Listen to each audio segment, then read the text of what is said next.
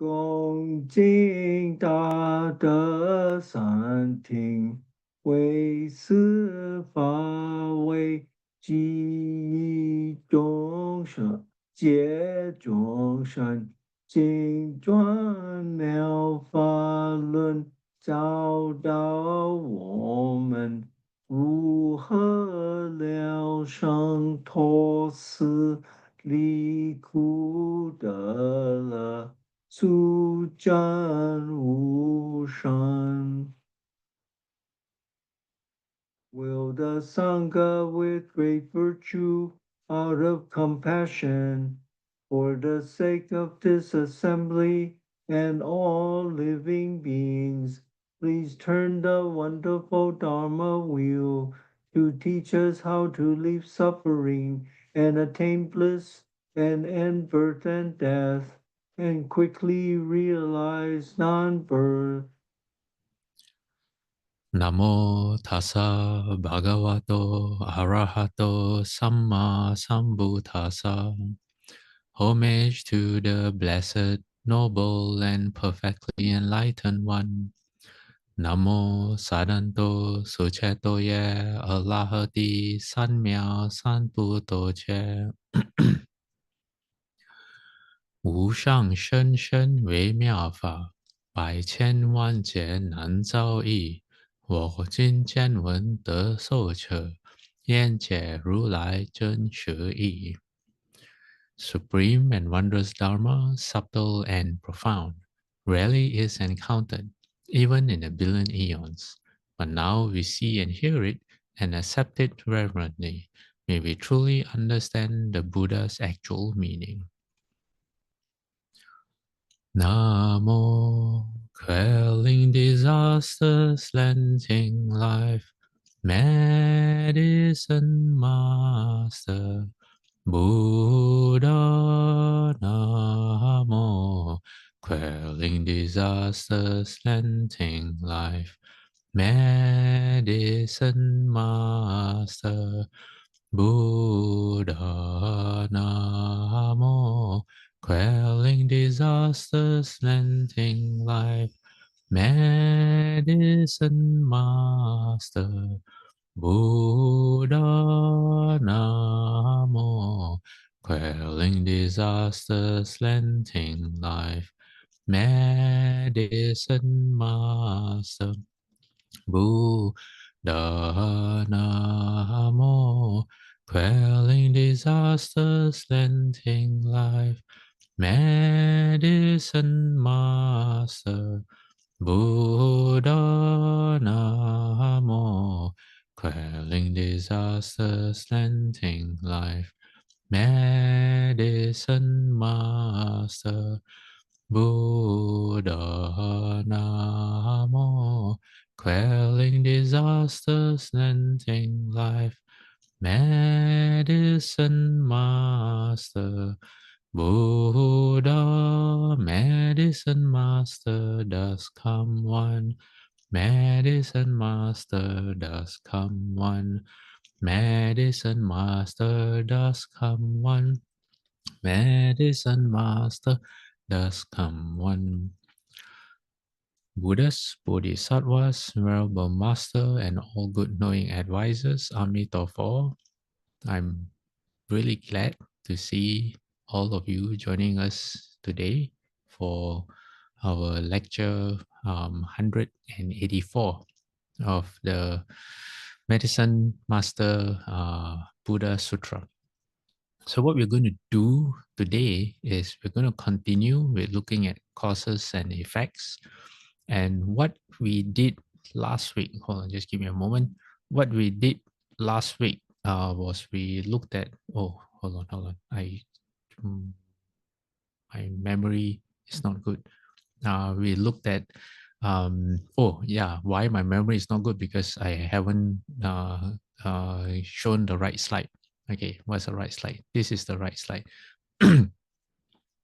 Right now, we are looking at causes and effects. We are looking at karma.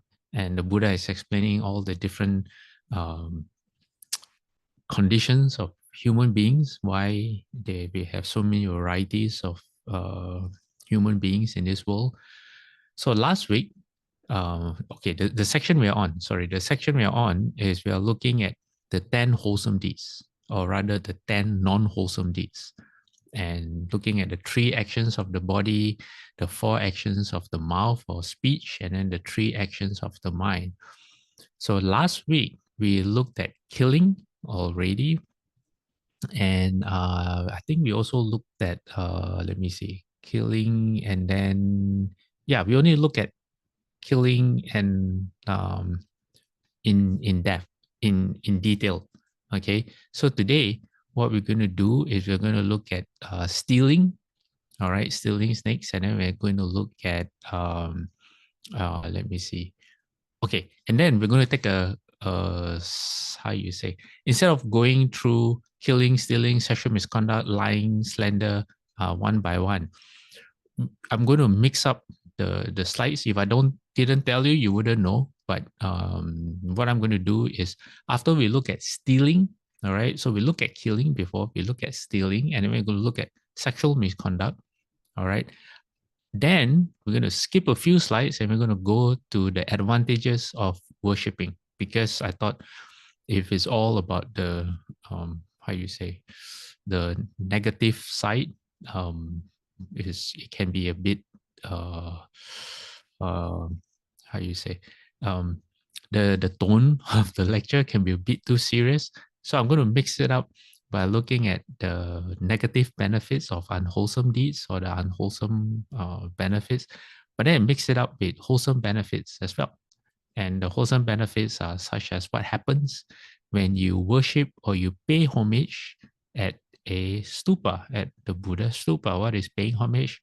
So you happen to walk by a temple, okay, or a stupa of the Buddha, and this happens a lot outside temples, especially where I'm at in Jalan Ampang in Kuala Lumpur, because we are very near, we are in the business district, and we are very near the Twin Towers. So we get a lot of people walking past the temple, and sometimes they as they walk past the gates, they pause, they turn and face the temple from outside, and they put their palms together. So we're going to look at what happens when you do that. And then we're also going to go a deeper meaning into what it means to worship the Buddha.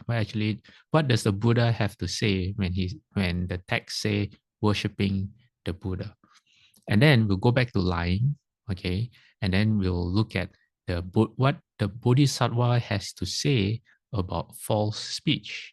And actually today I have quite a few things I want to go through. If I had all the time in the world, I would really, because it's so interesting, I would really want to go through it all. But I think we would have to split it up to next week instead. Yeah. Okay. So before I continue, does anyone have any questions they want to bring up? You can type in the chat box, or you can just unmute your microphone. Sure. Yes, Isabella. Yes. I have a basic question. Okay. The word killing is a very major word. Sometimes on defense, if you are in a self-defense situation and you accidentally kill something, whether it's an animal or a human, is that part of karmic negative seed by doing it? The intent is not to kill, but the intent is out of self-defense. Okay, my recollection of the 5 precepts and what constitutes killing is a bit hazy. I would have to get back to you on that. Probably not this lecture, because I don't want to, how you say, I don't want to guess and think I know and do it wrongly. So that I have to be very clear on what constitutes breaking the precept of killing. That's one way to answer the question. The other way is through cause and effect, where you, for example, if it may not be it may not violate the precept of killing, but the precept of killing is not just killing; it's also harming. So when you cause harm, say you injure a living being, and also the severity of how the precept is broken also depends on one's intentions. So there are cases where someone, there's a story, this girl was holding a pillar, something like a stick, and she swung it, she turned the whole body around. So she swung the stick around and hit her mother on the head, and the mother died, but she didn't do it intentionally. And something, I don't remember the whole thing. I don't even know why I'm bringing it up because I can't remember the point. Anyway, breaking precepts or violating the precepts is one thing, but there's also there's also cause and effect that's still attached. So there are two ways to look at it. But I will have to investigate so I can be more precise in my answer. Okay, but if anyone knows what are the 5 things that constitute violation of the precepts, please find out and share it. Okay, all right, good question. Anyone else? No? Okay, maybe Alec can go find out quickly what are the 5. I think there are 5 conditions to constitute a violation of the precepts against harming or killing. All right. Now we go to stealing. All right. So the Buddha says there are 10 evil consequences or 10 unwholesome consequences that you will get if you steal. 1, you will have enemies and you receive enmity. That means people will resent you or they treat you with malice or animosity. That means people just don't like you. Why? People don't like thieves. You know, people just don't like thieves. Number 2, you have qualms. That means you are unsure. You ever, seen a robber in or movies when they want to steal something? They're very careful. They are on the lookout. Their senses are always heightened because they are, they don't have confidence, or their confidence is not the kind of confidence that it's a different kind. If they have something that looks like confidence, it's not true confidence. So they're always very unsure. The slightest thing, they will, if they see anything, they might stop. So that's what having qualms are. At least I think it is. Then one will wander about at inappropriate times. For instance, at nighttime. Okay, what is that? It means people, when they see you, they are suspicious of you. They view you through a suspicious lens. Yeah. Okay. Qualms. I just recall. Qualm means a feeling of doubt and fear about what? About your own conduct. All right. So when you want to steal something, you don't want people to see you or witness. You hear alarm or hear a knock on the door. It gives you pause. So that's a feeling of doubt and fear. So that's when you steal. But after you steal, okay, in the future life, all right, or maybe in this life, your karmic retribution is that in things that you do, you're always not sure. All right, so you don't want that. You want always to be confident that you're doing the right thing.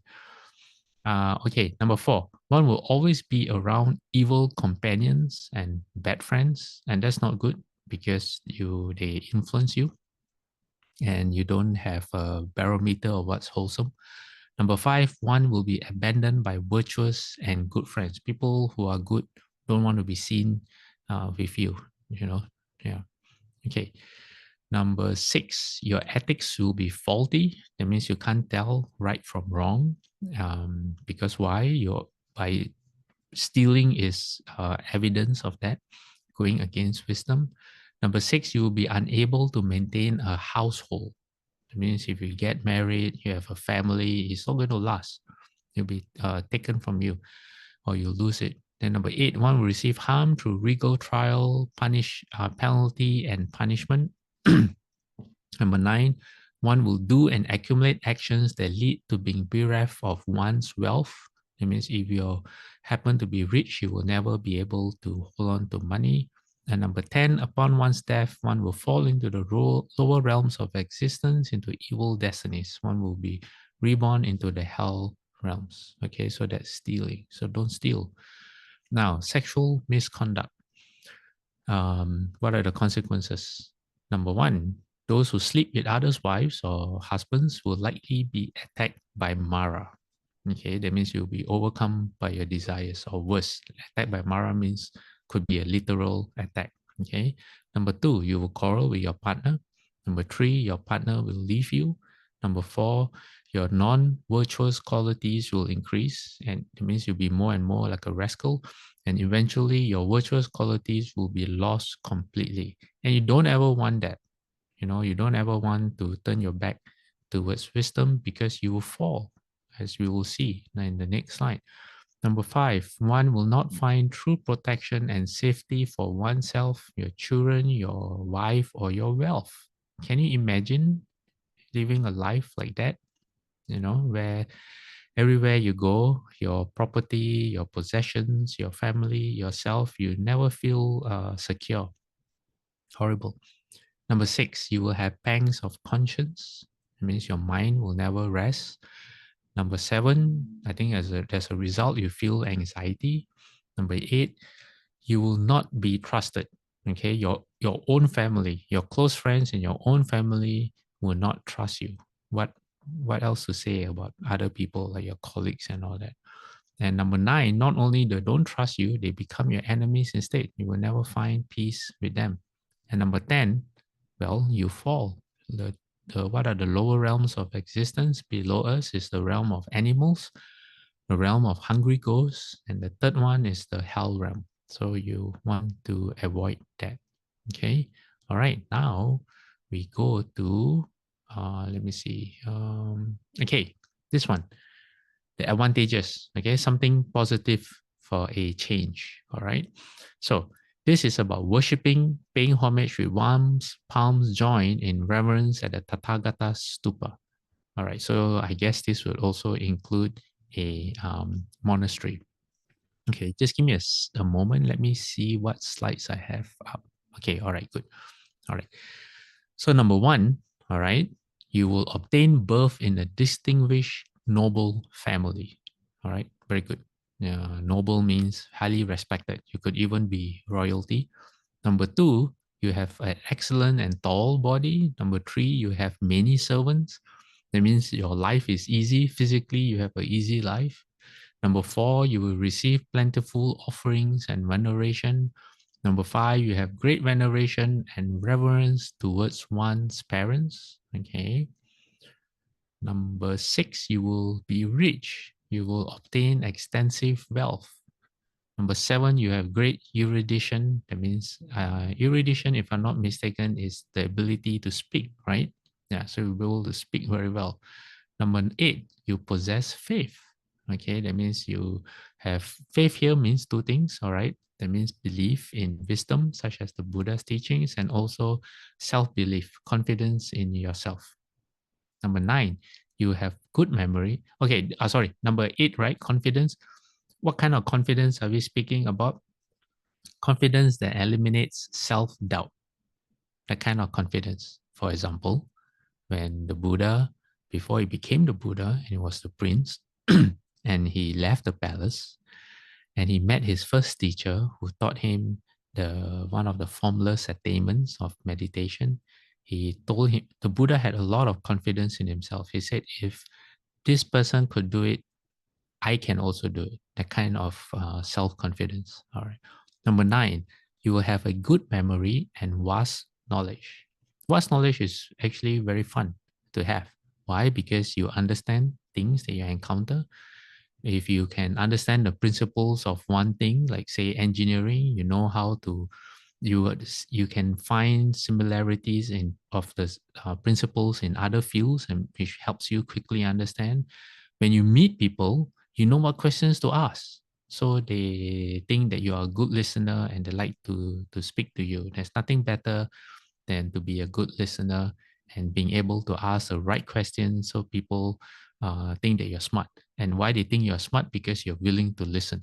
Okay. And number 10, you surely obtain a path to heaven. Okay. Now, if some of you are thinking, all right, your gears are moving in your mind, you might be wondering, is it that simple?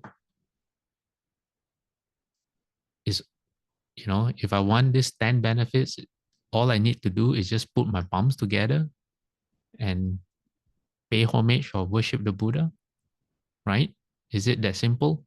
Is what kind of cause and effect is at play? Or there's no cause and effect. Just put your palms together and you will magically get these 10 benefits. What if someone puts their palms together, but they kill and steal and lie, and they go against the 5 precepts, they go against the 10 wholesome deeds, would they still get these 10 benefits? What do you all think? Anyone want to? No? Okay. Straightforward, right? I think I don't have to ask anyone. Okay. So to understand this, all right, I'm going to bring you now to what is known as the Mahaparinibbana Sutta. Okay, the Mahaparinibbana Sutta. There are two versions. The version I'm sharing with you right now is found in the Pali Canon, but the Mahayana Canon also has their own version. Okay, which is different in scope. Okay, but this is the Mahaparinibbana Sutta, and in this particular, it's a long sutra, and in this particular section of the sutra, the Buddha actually explains what it means to worship the Buddha. All right, so when you put your palms together, what are you supposed to do? Well, now the Buddha is going to tell us. Okay, so where we are in the sutra is the part where the Buddha, before he leaves his body, is entering nirvana. The Buddha, they're traveling, and the Buddha says to Ananda, Venerable Ananda, he says, let's go to the far shore of the Golden River and on to the south forest of the Malas at Upawatana near Kusinara. So that's where they are. So, and that's where they went, because Ananda said, okay. Then the Buddha wanted to rest. So he told Ananda, he said, please set up a cot for me between the twin sal trees with my head to the north. That means the head pointing north. Buddha said he's tired and he wants to lie down. So that's what Ananda did. Ananda prepared a cot or a bed, a place for the Buddha to lie down. Okay. And the Buddha didn't lie down like how we lie down, like just fall asleep or complain about pain or whatever. No, the Buddha lied down in a lion's posture. All right. If you have ever seen the sleeping Buddha in Thailand, or famous sleeping Buddha, or they have sculptures, images of the Buddha lying down. So the right hand, the head is not on the ground, but the head is in the palm, resting in the palm of the right hand, whose elbow is on the ground. So the hand is like a pillow, but the head is propped up. Okay. And the Buddha's left foot is on top of his right foot. So the Buddha lies down on the right side, and then the right foot is on the ground, and then the left foot is on top of the right foot. And you are supposed to not lay down straight. You're supposed to curve like a bow, they said. Incidentally, this is a position of how monks are supposed to sleep. Yeah, like that. And apparently, medically, it's supposed to be good for the heart, because if you sleep on your left, they say that your body weight is on the heart, and if you sleep on the right, there's less weight. I'm not sure. That's what I heard. Anyway, okay. Now, what happened then? Say at that time, the twin sal trees were in full blossom with flowers, but they were out of season. So it's not time for the trees to have flowers that bloom. But magically, the flowers appeared. And not only that, they sprinkled and bestrewed the realized one's body in honor of the realized one. Okay, that's quite fancy language. And the flowers of the heavenly flame tree fell from the sky, and they too sprinkled and bestrewed the realized one's body in honor of the realized one. And heavenly sandalwood powder fell from the sky, and it too sprinkled and bestrewed the Buddha's body in honor of the Buddha. Okay, and then there was music playing in midair from, I guess it was the Devas or the Gandharvas or the Kinnaras who play music in the heavens, and heavenly choirs sang in midair in honor of the realized one. Okay, so the trees rained down flowers. Not only that, there were heavenly flowers and then heavenly incense or sandalwood powder, so to perfume the Buddha. And all this rained down on the Buddha. Okay, why? Because they were in worship of the Buddha. Then the Buddha took the opportunity to point out to Venerable Ananda and also to us. Okay, the Buddha said, He said that's not the full extent of how the realized one or the Buddha is honored, respected, revered, venerated, and esteemed. Okay, so here the Buddha is using a thesaurus. Just in case you don't get the point, the Buddha says honored, respected, revered, venerated, and esteemed. And different translations have the word worship as well. Okay, so Buddha says, what does it mean? It says any monk or nun or male or female lay follower. That means all of us. All right, who practices in line with the teachings. That means the Buddha's teachings, the sutras. Practicing properly, living in line with the teachings, they honor, respect, revere, venerate, and esteem the realized one with the highest honor. So it says, so Ananda, you should train like this. We shall practice in line with the teachings, practicing properly, living in line with the teaching. All right. So now if I go back to that slide, all right, and it says, one will gain 10 advantages by worshipping or paying homage with one's palms joined in reverence at the Tathagata Stupa. It is not magic, okay? It is not miraculous. No. Putting your palms together means, okay, outwardly, all right, that's how you worship, but inwardly, you actually follow the teachings of the Buddha and you put it into practice. And that's how you get the 10 benefits. Okay? All right. Now, coming back to our sutra. Okay. Now, this part of the sutra. Yes, Alex. It's the Mahaparinibbana. Sorry, I can't remember the name. Is that the Okay. 涅槃经? You mean the This you is have to say it in English? this is the this is the sutra that the Buddha spoke before he entered Nirvana. Yes. Okay, and there's But okay. So this is the there's a separate sutta in Pali Canon as well. yes, correct. Okay. Because the Mahayana one is different in content. It follows the same, how you say, it's also the last Buddha sutra the Buddha spoke, but it has more Mahayana elements in it. Okay. Hmm. Thank you, Shi. Okay. All right. Okay. Then, all right. Now, coming back to our sutra on cause and effect or transformation of karma, the karma vibhanga. Again, this sutra, the karma vibhanga, there are two versions, all right? There's the Theravada version in the Pali Canon, and then there's the Mahayana version as well. And we are looking at the Mahayana version, all right? Because the Theravada version, although excellent, it doesn't have as many details as the Mahayana one. Okay, but they both come from the same origin story, which I explained last week about Todiya becoming a dog, and that's how this sutra came about. Okay, now we are looking at prostrating or bowing to the Buddha. Okay, and if you do that, what's going to happen? All right. It says your body will be beautiful and have a color like that of gold. You know how people like to tan themselves? Yeah, something like that. All right. You will have a pleasant voice. Your words will be creditable, same meaning. And all will praise and listen to one. All right. That means you can command people with your voice. Number 4, you'll be endowed with happiness and move fearlessly in an assembly. Assembly here, I guess, means when you are in front of the great assembly.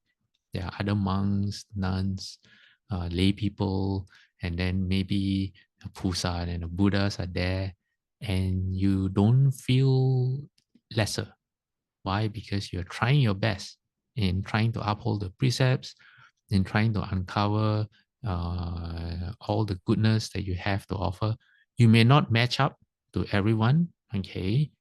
because everyone's on different on a different part of the path, the Noble Eightfold Path. But because you try your best, that's what matters. Okay, so you will move fearlessly. Yeah. Number 5, you'll be dear and influential to gods and humans. Imagine that, even to gods. Okay. Number 6, you will be very charismatic with considerable prestige. Number 7, the Buddhas, the Bodhisattvas, and the Buddha's hearers will be one's companies. Buddha's hearers means the sound hearers, the monks who are arhats. You can't ask for better company than that, Buddhas, Bodhisattvas, and the arhats. And let me tell you that some of you may feel that the Buddhas and the Bodhisattvas are like far away, right? Because why? We read about them in the sutras and read about the tremendous things that they do and how they go about saving living beings, and they do it life after life. And sometimes you just feel like, you're small and they're far, far away, they're not near. But I have it on good authority that they're actually as near as you can imagine them to be. Yeah, they are. Maybe not all the time, because not all the time you need help, But when you do, is how you say, it's a pity that we can't see or we can't tell. Yeah, but they are very near. Yeah. Number 8, you will have great prosperity and possessions. Number 9, you'll be reborn in heaven. And number 10, you will quickly attain complete nirvana. So complete, not partial, not like a sound hearer, not just arahat, but you go all the way to Buddhahood. Okay, again, all right, again, the question is it that simple? Is it that straightforward? Just by bowing to a Buddha, you're going to get all this? Okay, so we shall now, move to what Bodhidharma has to say. Okay, and Bodhidharma explains what does bowing mean or worshipping. So Bodhidharma says it starts a bit weird because it continues from a different section, but I'm including it here. He says it's the same with bowing or worshipping. You have to understand the meaning and adapt to conditions. Meaning includes action and non-action. Whoever understands this follows the Dharma. Okay, you got it? Action and non-action. Action and non-action of what? Okay. Bodhidharma says to bow means reverence and humility. It means revering your real self and humbling delusions. If you can wipe out evil desires and harbor good thoughts, even if nothing shows, it's worship. And he adds, such form is its real form. Okay, so revere what you have noticed that I underline your real self. That means your Buddha nature. Okay, so when you bow to the Buddha, and I've repeated this many, many times, when you bow to the Buddha, you're bowing to your true self. That's what the Buddha represents. He doesn't want you to bow to him, like worship him as a god. There are purposes. There are, how you say, it serves a purpose. Is a means to an end. Why? Because if you have faith and you revere the Buddha, that's how you will follow the teachings. Okay, but another way to understand bowing to the Buddha is you bow because you are bowing to your own nature.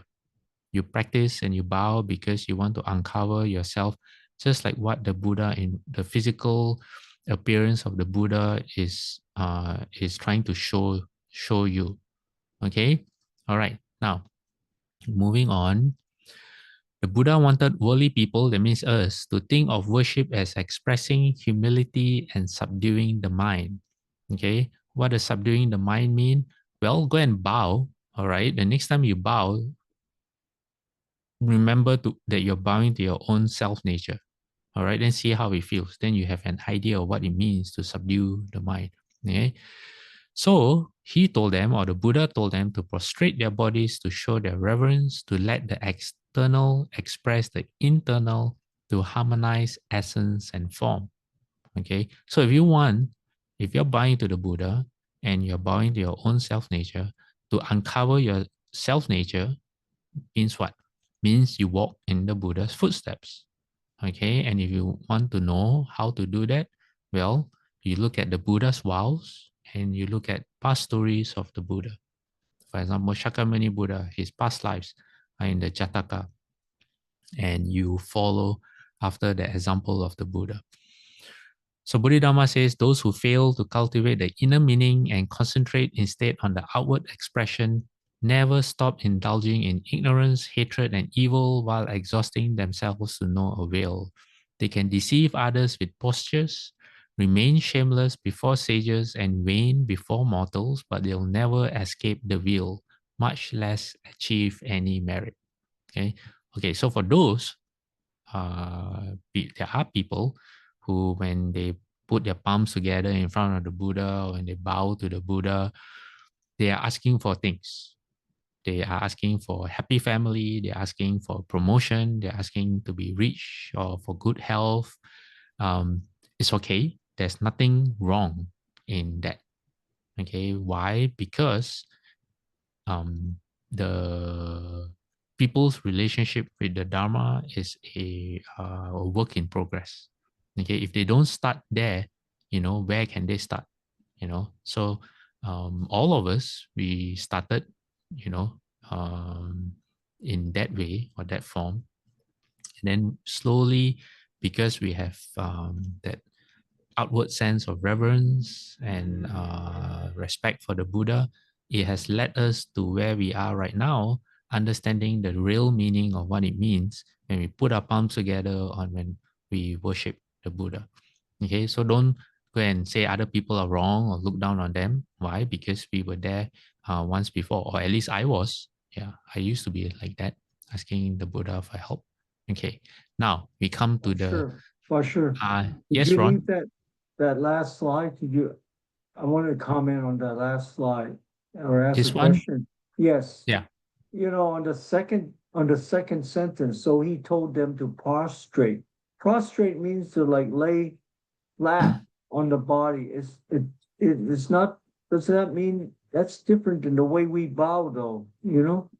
Okay. So if you are a follower of Tibetan Buddhism, okay, that's what they do. That's how they prostrate. They do the full where their entire body touches the floor. Then if you are Theravada or Mahayana, you do the 5 points, but Theravadas do it without the bowing cushion. So they are the knees, the elbows, and the head touch the ground. Okay, whereas if you go to a Mahayana temple, we have bowing cushions. So I think Mahayana, we have it. The bowing is the easiest. Yeah, of all, because even When yes. uh, so this prostrate is meant for, I mean, is how do you say, depends on what kind of Yeah, so belief you're you I in. think I let me see if I understand what you mean. So you interpret it according to what you're used to, the meaning of prostrate. Okay, so Yeah. that's why I was trying to gain some clarity on this, because Bodhidharma was from India, Mm. and he's, if he's using the word prostrate, that's saying that we should be to get this to give the same respect, then we should lay flat on our bodies when Oh we're no, bowing. I wouldn't. You could interpret it that way. There's nothing wrong with that, but I would for myself, I interpret it according to the culture, the Buddhist culture I'm from. Okay, no So problem. we accord. So if I'm in a Tibetan temple, and everyone is doing the full prostration, I have a choice whether I want to do my Mahayana style or I can do the full one. I'll probably do the full one because that's not something I get to do often. When I'm bowing to a Theravada monk, for example, I bow the Theravada style. I don't bow the Mahayana style. Mahayana style, you bow, then you stand up fully. Whereas the Theravada style, you bow, then you don't stand up, but your waist you bend upright, and then you bow again. So I think it depends on the situation you are in. Yeah, and you do what Okay. you just accord with your conditions. Yeah. Okay. All right. Okay. Now, anyone else? Okay. Also, is in the translation. I'm not sure what the Chinese word was, but someone could have translated it as bowing as well instead of prostration. Yeah. So there are other factors to consider, but the principle means the way you show respect, okay, to the Buddha. Okay. Now, lying. All right. What happens when you lie? Well, you're going to have bad breath. Number two, the gods are not going to want to be near you. All right. Non-human beings, however, will want to harm you. Okay. You will be deceived. That means you get, like, if you use what's going on right now, you get scammed. All right. Number five, you will have a bad reputation. And then number six, you're not trustworthy. You won't be trusted. And worse still, okay, even if you speak the truth, no one's going to believe you. Then your opinion and your advice, nobody cares about what you have to say. Number eight, you will praise and extol falsehood and speak even more lies. We see that now, especially in politics, as the world becomes more polarized. Facts seem to not matter anymore. Okay, there's something called alternate. It's so normal that even the term alternate facts that came about how many years ago, just very recent, how many years ago, is no longer being used. Why? Because people, how you say, uh, choose their own facts. They're not even facts anymore. They just choose their own positions and ideas and just present it. And it's all, yeah, I think, yeah, we don't have to speak too much on that. You all know. Okay, number 9, in matters that one must accept on faith or confidence, one will not think it necessary to consult the experts. So you think you know, you are too smart for your own good. Yeah, and guess what? You're not. And then number 10 is the same formula. You do any of this, you're going to fall. Okay, you're going to go down. Okay, now, all right, we have something interesting. Nagarjuna, on one of his works, Shastras, called The Guide to the Bodhisattva Path, he talks about not lying. All right, he says, although a bodhisattva may have committed transgressions, even so, one still should not speak about them. So this is not just not lying, but skillful speech. It says, how much the less might one do so when no actual case exists? All right, don't make things up. One should then engage only in praises which accord with truth. You know what they say? If you have nothing good to say, don't say anything. Well, Nagarjuna says, no, you choose what is the truth and you praise them. Okay? Then, even though one might be put to death for speaking the truth or be forced to abdicate the throne of a wheel-turning king or even that of a king of the gods, one should still engage only in truthful speech. Okay, that means virtue should be esteemed as being higher than worldly rewards. Okay.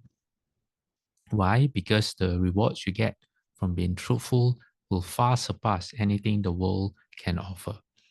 Okay, then Nagarjuna says, as false speech, if there is a thought which is not pure, if one wishes to deceive another, if one hides the truth, and if one speaks forth words which differ from the truth, one generates the karma of the mouth.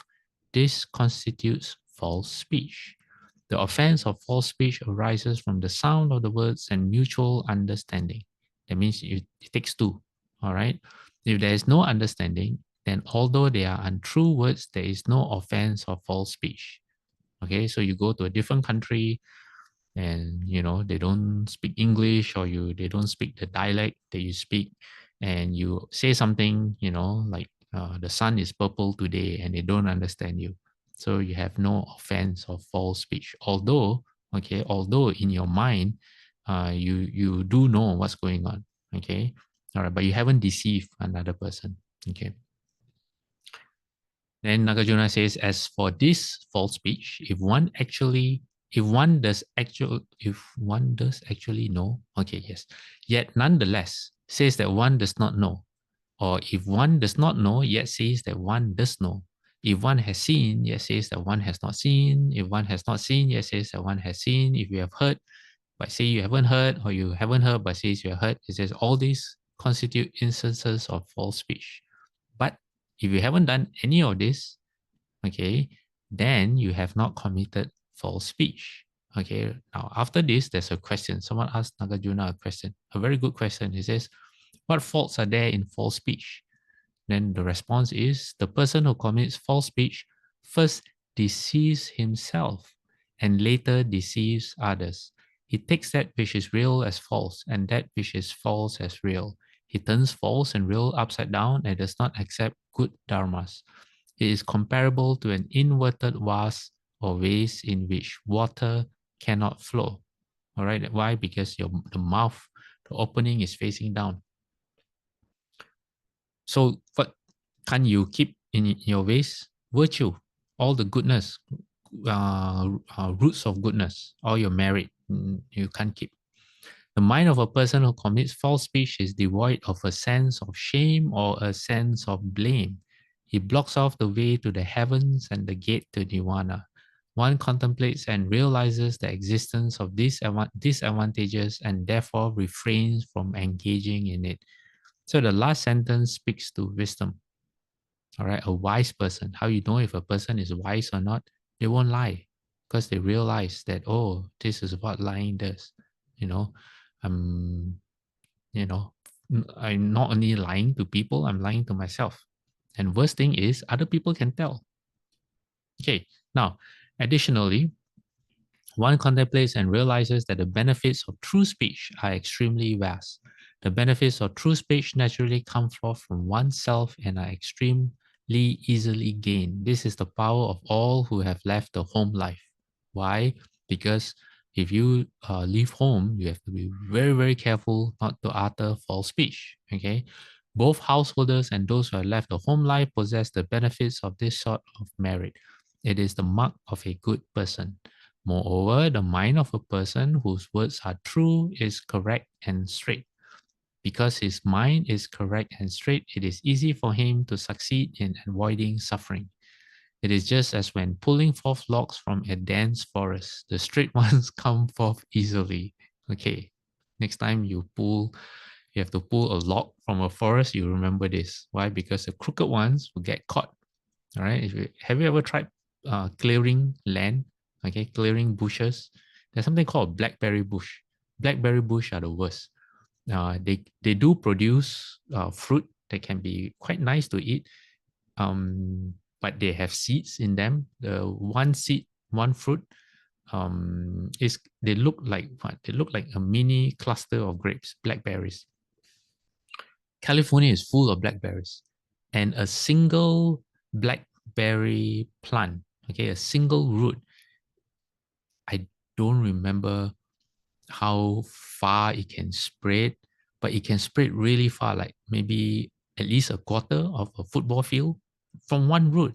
Okay, and it's an invasive plant, not like an alien species. I don't think it's an alien species, but it takes over um, the land. All right. And not only it takes over the land, it is very, very, very hard to get rid of. If you try to get it from the root, if there's even a small piece of root left, it will continue to grow. And it's kind of seen as a scourge, if I'm pronouncing it well. I don't even know how to spell the word, so I don't know if I'm pronouncing it well. It's the bane of landowners, okay?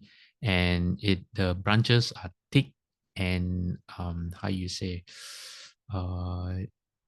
they are very hard to get rid of. It's not like a sunflower where you can easily chop, or like a tomato plant, it's a very hardy plant. Yeah, very, very hardy.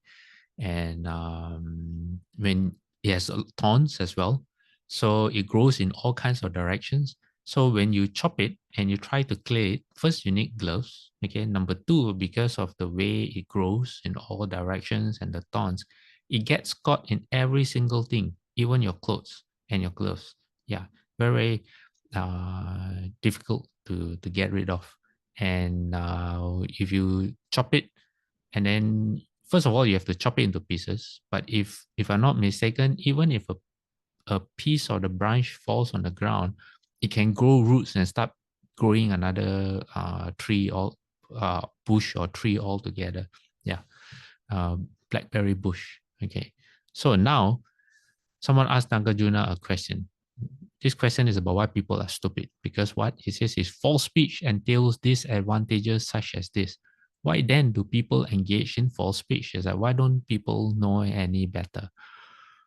So the answer is, there are those who are foolish and deficient in wisdom, who, when they encounter anguishing difficulties, tell lies as a strategy or stratagem to escape them. They do not recognize the manner in which matters unfold. That means cause and effect, karma. When they commit a transgression in this present life, they do not realize that in a later life there will be an immense retribution resulting from that transgression, sometimes in this very life. Then again, there are people who, although they are aware of the fact that false speech entails a transgression, nonetheless engage in the telling of lies due to abundance of greed, hatred, and delusion. So even those who know better, okay, sometimes can't help themselves. Why? Because of their greed, or they don't like someone, they want to take revenge or whatever it is, or because of ignorance. Then Nagarjuna says, additionally, there are people who, although they are not afflicted with greed or hatred, nonetheless, instead of ignorance, so nonetheless, they falsely testify to another man's transgression because in their own minds, they are of the opinion that this is truly the case. What is this case? When they die, they fall into the hells in the same manner as the Kokalika, a monk, a disciple of Devadatta. He constantly sought to find fault with Venerable Shariputra and Venerable Mahamoggaliyana. Mahamoggaliyana. At that time, those two men had just come to the end of the summer retreat.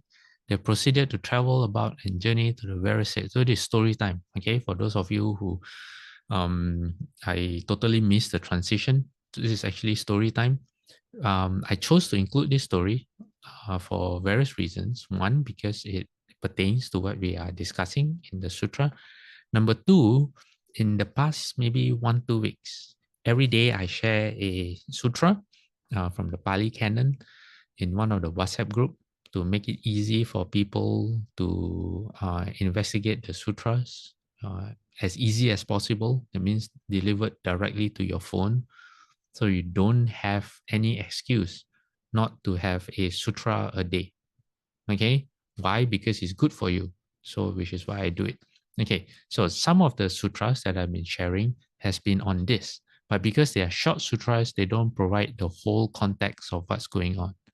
All right, so I'm including the whole story in today, so that for those of you who have read and hopefully remembered the sutras, this will fill you in. Okay, so what happened? All right, so we have a scenario where Venerable Shariputra and Venerable Mahamoggaliyana had just come back from a summer retreat. There was a huge rainstorm, and they went to seek refuge for the night in the home of a potter. Okay, now they did not know, all right, that before they came to the potter's home, another woman had also tried to seek shelter from the storm. And it was a night storm, that means no moon, so no moonlight, or maybe there was already no moon, so it was dark.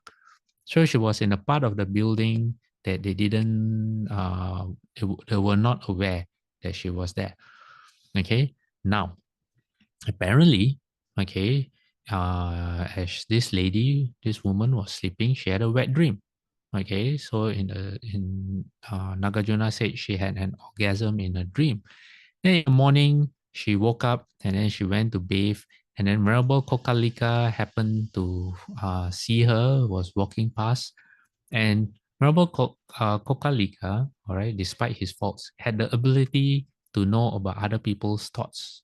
Or rather, he said no. He said possessed the ability to know about a person's sex life by observing the countenance. That means just by looking at you, he knew what happened to you at night.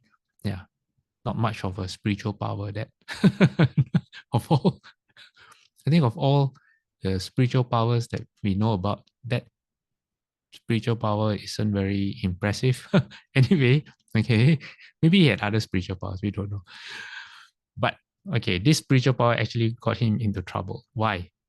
Because he knew, okay, that the lady had an orgasm, but he didn't know enough to know whether the activity had taken place in the dream state or while the lady was awake.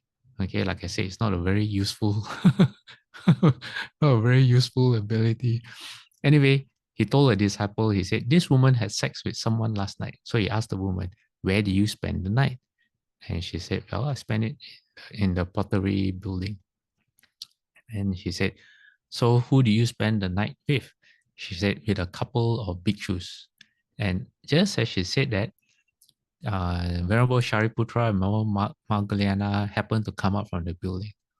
So Venerable Kokalika saw them, okay, and then he also examined the way they move, and he became convinced, okay, in his mind, he made up a whole scenario that the two men were not pure, okay. Why is this? Well, it's probably because he was very jealous of them. Yeah. So probably that jealousy clouded his judgment. So having made up his mind, he spread this news. He gossiped about it everywhere. He says in the cities, the villages, and the hamlets. And then he went to the Jeta Grove where all the monks were, and he loudly proclaimed this evil news, okay, that only existed in his mind. So at that time, Brahma, the king of the gods, okay, not just king of the gods, usually Shakra, Lord Shakra is known as king of the gods. Brahma is known as the Lord creator, higher than Shakra. So he wanted to have an audience with the Buddha, but the Buddha was in meditation, in Samadhi, and then all the monks were also in Samadhi, and their concentration was so strong that even Brahma's presence, I think Brahma couldn't get through to them to tell them that he was there, or he didn't want to. Anyway, his presence went unnoticed. Then he was just about to go back to his heaven when he had a thought. He said it won't be long before they come out from their samadhi, so he'll wait here for a while longer. So while he waited, he knew what was going on with Venerable Kokalika, because Brahma, Lord Brahma can also see other people's thoughts. So he went to the Venerable Kokalika's room. He wanted to help Kokalika actually. So let me see. I think I repeated the sentence, the first paragraph. So he went to Kokalika's door, then he called out, Kokalika, Kokalika. Because he knew what was going on in his mind, he wanted to give him advice. So he said, the minds of Venerable Shariputra and Venerable Mahagalana are pure and pliant. Don't slander them, or you will spend the long night, in brackets, of future lifetimes, undergoing suffering. So Kokalika said, who are you? And he said, I am Brahma, the king of the gods. Okay, now you never guess how Kokalika answered him. He said, the Buddha has said that you have realized the way of the anagamin. That means never returner. Never returner, if I'm not wrong, okay, someone can look it up, means a third stage arhat. Okay, not fourth stage arhat, haven't ended birth and death, but third stage arhat. That means you don't return anymore. Then he says, why then have you returned here? So instead of being grateful to Lord Brahma, he is being very smart. You know, he says, you are non-returner. Why have you returned? Brahma, the king of the gods, thought for a moment and then uttered a verse. Okay, Brahma, in his state, okay, they don't get upset. They don't get angry. They actually have a lot of loving kindness and compassion for living beings. That's how you get to be Lord Brahma in the first place. All right. So he came up with a verse. He probably felt a bit, I don't know, like maybe, no, he wouldn't have been cheesed off, but but he said, he uttered a verse, say, in wishing to fathom immeasurable dharmas, one shouldn't then seize on what is mere appearance. So in other words, when you are a bhikshu, okay, you're supposed to end birth and death, at least for sound hearers. If not, go all the way to Buddhahood. That's what immeasurable dharmas are compared to worldly dharmas. So it says one shouldn't then seize on what is mere appearance. In wishing to fathom immeasurable dharmas, a boor, how do you pronounce that? Boor, B-O-O-R, such as this, then will capsize and drown, meaning Venerable, what's his name again? Kokalika. And after he had spoke this verse, he went to where the Buddha was and said, okay, I'm sorry, the formatting of the slide isn't right. What is missing is this. He went to the Buddha and he explained to the Buddha his encounter with Venerable Kokalika. Yeah. And he told the Buddha the verse that he had uttered. Then the Buddha said, good indeed, this verse should be proclaimed straight away. Then the Buddha also repeated Lord Brahma's verse. And then Lord Brahma after that went back to the heavens. Okay. Now, we find out what happened to Venerable Kokalika. So he went to the Buddha. He bowed in reverence to the Buddha. But this bowing, okay, after the last few slides, when his prostration in reverence, his bowing before the Buddha is not true bowing. Okay, it's an external show of respect. But he's not truly worshipping the Buddha. Why? Because if he was, he would have followed the Buddha's advice. Okay, but we'll see that he did not. Why? Because the Buddha told Venerable Kokalika, he says, the minds of Venerable Shariputra and Venerable Mahagalana are pure and pliant. He repeated what Lord Brahma said. He said, do not slander them or you spend your future lives undergoing suffering. Venerable Kokalika, however, okay, said, I don't dare disbelieve the words of the Buddha. All right, he says he can't say the Buddha is lying, but he's stubborn. He says, I saw this clearly with my own eyes. He didn't actually see. He just put 1 and 2 together and he said he got 10, He says, I know definitely that these two men have actually committed impure acts. So he stuck to his version of the story. Then the Buddha tried to help him 3 times.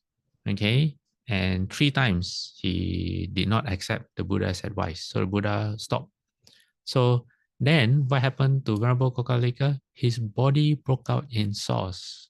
So at first it started the size of sesame seeds, then eventually he said that it grew as big as melons. Now melons come in all shapes and sizes, but I guess in this case you can assume that his entire body was covered with sores. And they broke open, leaving him looking as if he had been burned by a great fire. So he was in great suffering and he died. And when he died, he entered the great lotus blossom hell. All right. Then Deva, one of the Brahma gods, told the Buddha, Kokalika has passed away. And then another Brahma god said, he has fallen into the great lotus blossom hell. And during the night, the Buddha asked the Sangha, all the monks to assemble, because it was time for them to understand what happened to Venerable Kokalika. And the Buddha said, do you wish to know the length of the life in the hell which Kokalika has fallen? So the Buddha said, it is as if there were 60 bushels of sesame seeds, and then a man came along only once every 100 years and took away but a single sesame seed. If this went on until all the sesame seeds were gone, the lifespan endured in the Abuddha hells would still have not come to an end. Okay? All right, if you're paying attention, all right, you would know that number 1, he fell into the great lotus blossom hell. But the Buddha is now describing the Abuddha hells. Why would the Buddha do that? Okay? because the Buddha is building up to it. If the Buddha had described the actual length of time in the Great Lotus Blossom Hell, we won't be able to imagine it in our minds. Even like this, okay, 60 bushels of sesame seeds. Now I have no idea what a bushel is, how large a bushel is. Maybe it is, when you harvest with wheat. Okay, hold on, let me look it up. Can someone look it up? All right, look up on your phone or on your computer, what is a bushel? Okay, and let me know. What is a bushel? A bushel is, let me see, a measure of capacity equal to 8 gallons. Oh, okay. All right. Okay, let me show you. I have Wikipedia. Okay. All right. See that? This is the Queensland government standard imperial bushel. So it's an actual, there's a standardized way. So 36, I'm just going to round it down, 36 liters. All right, the volume is 36 liters. That means, those mineral water bottles, okay? One bottle, they have 1.1 liter and 1.5 liters. You choose the 1 liter one and you take 36 of those, okay? That's a bushel. Okay, so the Buddha says 60 bushels of sesame seeds, all right? And every 100 years, you just take away one seed. For all the seeds to be taken away, that's the lifespan. Okay, if after so long, for all the sesame seeds to be taken away once every 100 years, it says the lifespan in the Buddha hells would still not come to an end. So the lifespan in Buddha hell is longer than that. All right. Now, 20 Buddha hell lifespans equal the lifespan in the Nira Buddha hells.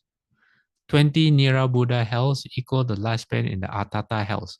20 Atata hells is one lifespan in the Hahawa hell. Okay, it sounds like you're laughing, but actually it's no laughing matter. And then 20 Hahawa hell lifespans is Huhuwa, equal to one lifespan Huhuwa hell. And you go on and go on and go on, and you get an idea. Okay, so Kokalika has fallen into this Mahapadma hells.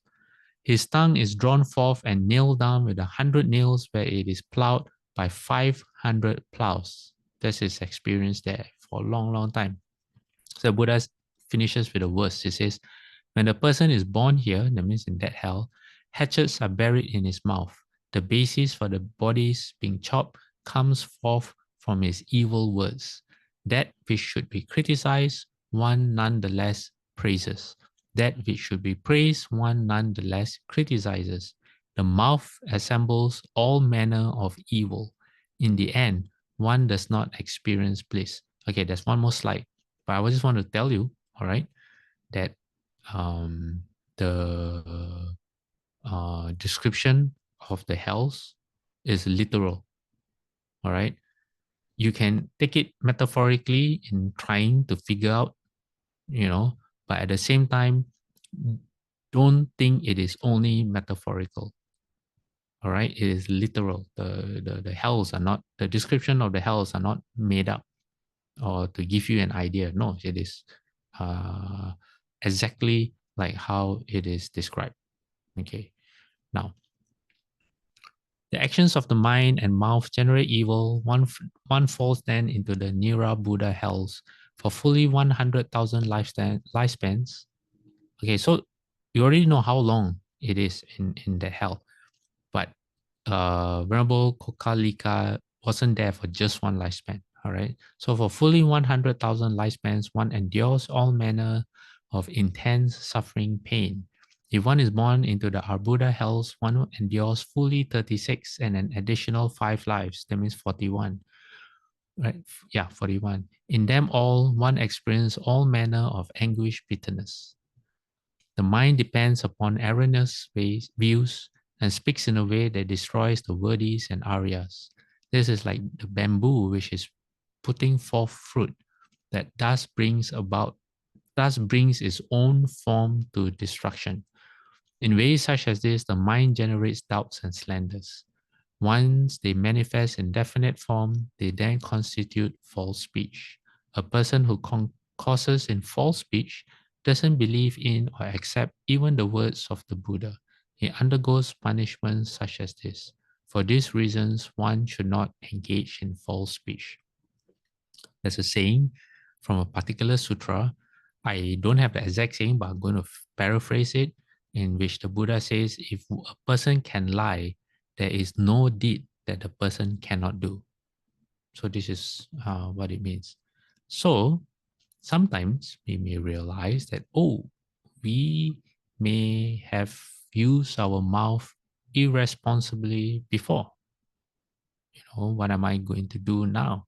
Well, that's why repentance, feeling remorse and repenting and turning over a new leaf, vowing never to do it ever again is very, very important. Okay, all right.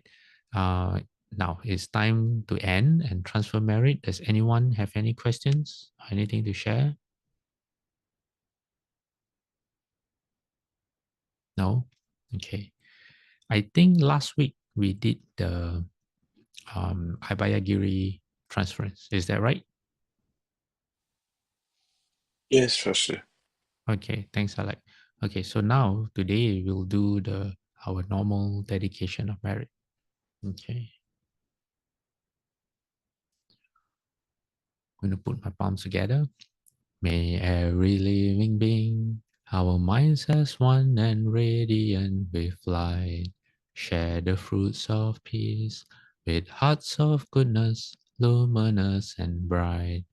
If people hear and see how hands and hearts can find in giving unity, may our minds awake to great compassion, wisdom, and to joy. May kindness find reward. May all who sorrow leave their grief and pain. May this boundless light dispel the darkness of our endless night. Because our hearts are one, this world of pain turns into paradise. May all become compassionate and wise. May all become compassionate and wise. Okay, we're going to do 3 bows to the Buddha. Just let me... Okay, all right. First bow. Second bow. Third bow. Half bow. Bowing respect to the Realm Master. Second bow. Third bow. Half. Okay, everyone. Amitofo. I'll see you all next week.